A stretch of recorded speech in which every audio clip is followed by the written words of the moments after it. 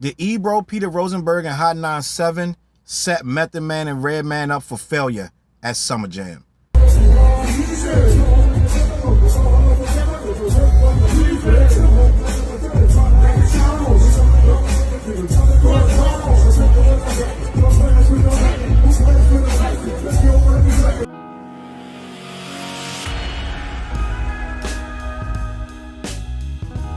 What up, world? Your boy Charles Brown back again talking facts. Hit that like button, hit that subscribe, hit that notification bell, and keep sending those cash apps to CLBMG. We appreciate you.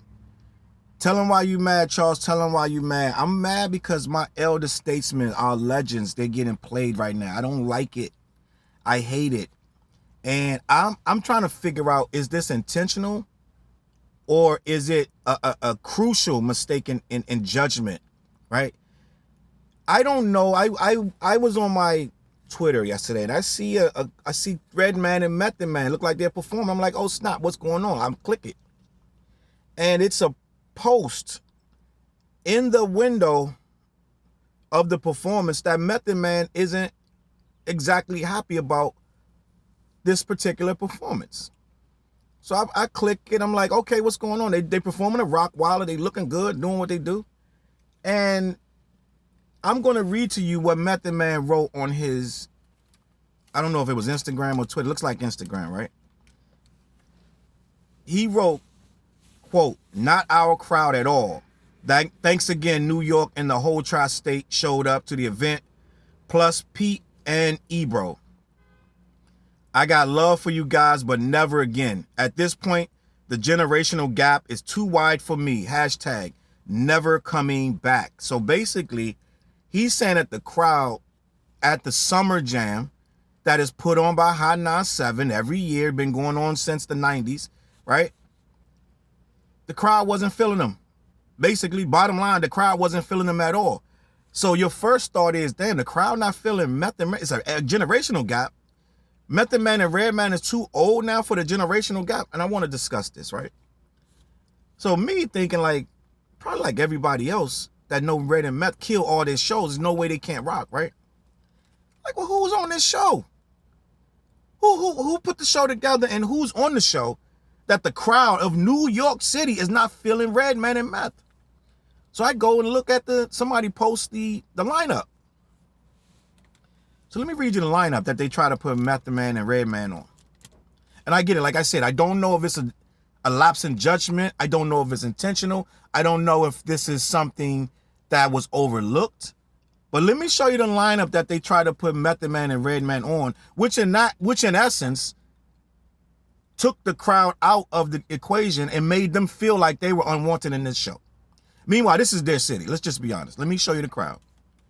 Doja Cat, Offset, Sexy Red, Method Man and Redman at fourth on the bill on this lineup. Sleepy Hollow, who's a young drill rapper, quote unquote, for lack of a better word. Davido, who is an Afro beats type of performer. These two both of them got big records in the millions, right? They're big stars. 41, which is Kyle Rich, Gene Carter, and Tata, which is more rappers. They more drill rappers. And T Grizzly, who is a rapper, right? Not one of these artists are in the lane of Method Man. Not one. There is not one act on this show that fits the criteria of a Method Man and Redman. So you may say, okay, Charles, so then you're telling me they weren't on the show that they fit the bill. Then why were they on this show? Who in this lineup is bringing the Method Man and Redman type of vibe? Who in this lineup is going to accent that type of vibe? Who in this lineup is going to make a person that will want to see a Method Man and a Redman to this show? There is no one on here that matches them. As a matter of fact, they're so far off with this, they stick out like a sore thumb. They do not belong on this lineup. This is insane. You got them on there with 1, 2, 3, 4, 5, for lack of a better word. Four drill rap acts Offset that can go either way, Sexy Red, Doja Cat, and an Afrobeats act. And you stick Red and Meth in the middle of that, and they're doing the Rockwaller, which is 20 years old. Everybody on this lineup got hits from like literally right now.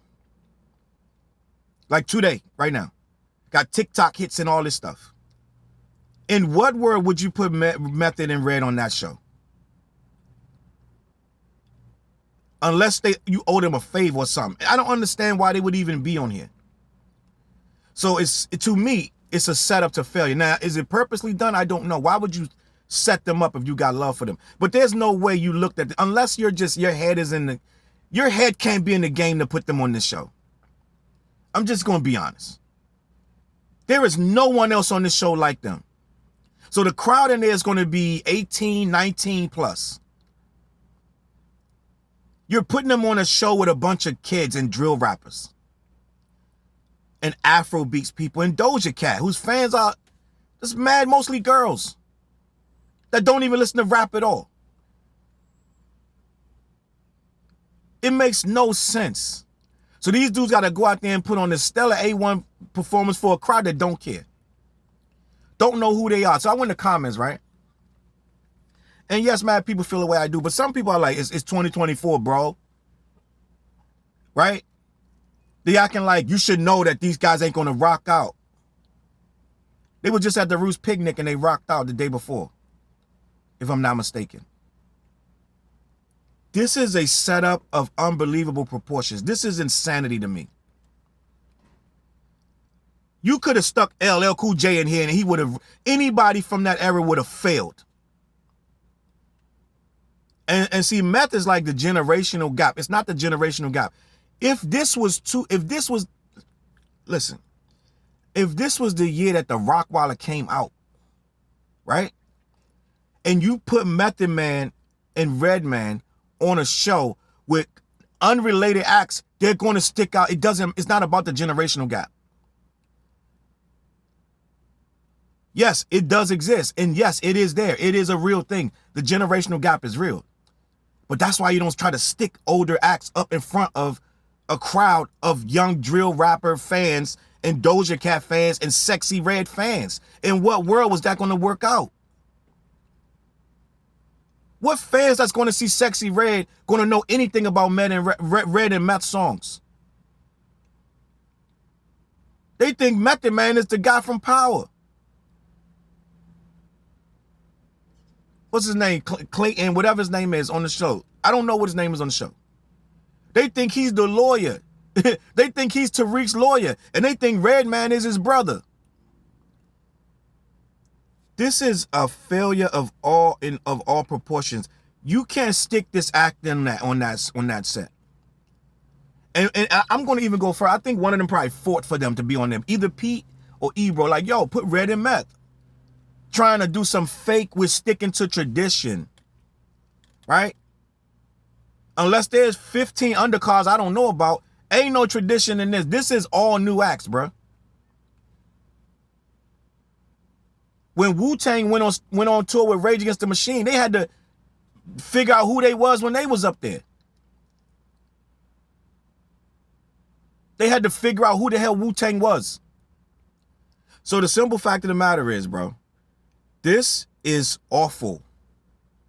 This is a miscarriage of justice. This is so far off the reservation, it doesn't make any sense. Red and Meth should not feel embarrassed about this. And Meth should never go back.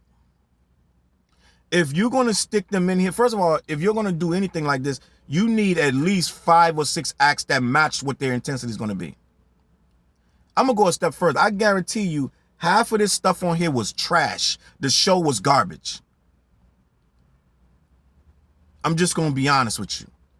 I didn't even see the show. And I'm going to say that it was a bunch of dudes just up there doing whatever with a bunch of dudes behind them. Correct me if I'm wrong. And no show, they're not in sync. They spit their verses, then leave. Probably didn't even rehearse, right? So I'm going to go on a limb. And no disrespect. I listened to everything on here I went and listened to. And it was good songs. They were good music. These artists are good artists, but they're not on a Method Man and Redman level to put them on the same show. I'm just going to be honest. I don't think that they're going to be on the level of showmanship. The only people going to be on the level of showmanship even close to them is Doja Cat. She know how to put on a show. She been performing for at least 10 years. A lot of these guys just been performing for 2 years, 3 years. I guarantee you. I guarantee you. Most of these guys are not seasoned veterans with this. So you're sticking them on a show with a bunch of people just learning how to do this shit. So I feel like Ebro owes an apology. He needs to respond. Pete Rosenberg needs to respond. They owe both of them an apology, and they need to figure out what they're going to do next time that this never happens again. Imagine I'm sitting there waiting on Sexy Red, and these two dudes come out rapping about the Rockwaller and whatever else they was rapping about. I'm going to be like, get these old-ass dudes off the stage. I don't know who this is. Respect the culture. Don't throw it out there and have it dangling on some, like, yeah, this is Red and Meth. Only you remember them, and nobody in this crowd, you set them up for failure, bro. I'm going to be honest with you. You set them up for failure. They should never do this show again. Never. And until this joint gets right, all the hip-hop legends should never go back to Hot 97. Should never go back to Summer Jam. Summer Jam is supposed to be convenient. It's supposed to be the current state of hip-hop and R&B. And I know we're supposed to appreciate you giving them a chance to rock out and da-da-da. But they didn't gain any new fans from this.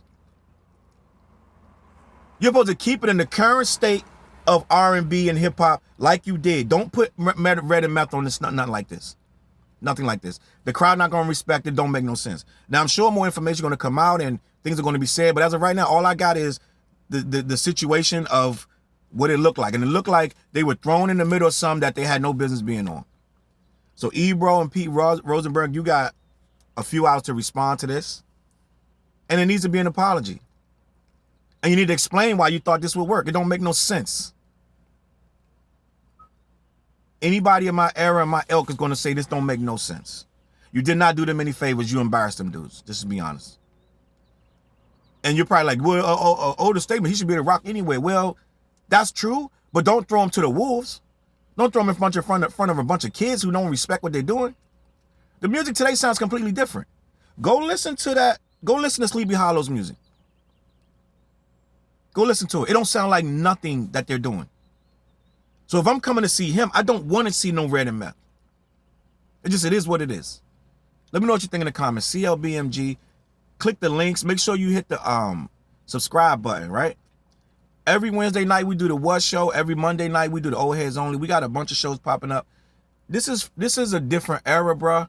And we're doing things for the people who want to hear what we're saying. The people that want to hear Red and Meth, they still out there. Red and Meth still got millions of fans. They would do well in the right environment. Don't stick them in nothing like this again. CLBMG. I'm going to catch you on that flip side. Peace. Elevate your mind with high-quality THC-infused products. BlackYeti.com. Black-Yeti.com.